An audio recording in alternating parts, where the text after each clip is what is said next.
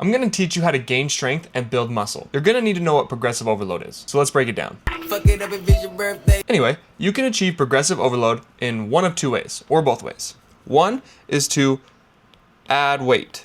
The second is to add reps. Both are good options, but I like to add weight as soon as I can. This is what adding weight looks like. Let's say you were doing 135 on bench for 5 reps. Now let's say you did this for 5 weeks. You will get 0 results. You will not gain any strength or muscle. And we don't want that. So we need to progressively overload, which means if we're going to add weight, we need to do maybe 140 pounds times 5 reps, right?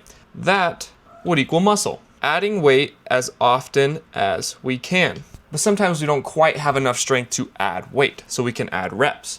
So if we did the same thing, 135 pounds for 5 reps. After a week or two, we need to try to increase that. So we can do 135 times 6 to 7 reps. Both of these options will get you results. One is not necessarily better than the other, but I like to try to add weight whenever I can. Mostly for ego reasons. Because nobody's gonna ask you, how many times can you bench press 135?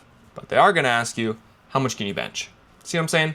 So if you're not progressively overloading, you're not gonna get any results. You need to test your muscles to make sure they grow. Give them a reason to grow. I hope this helps. Peace.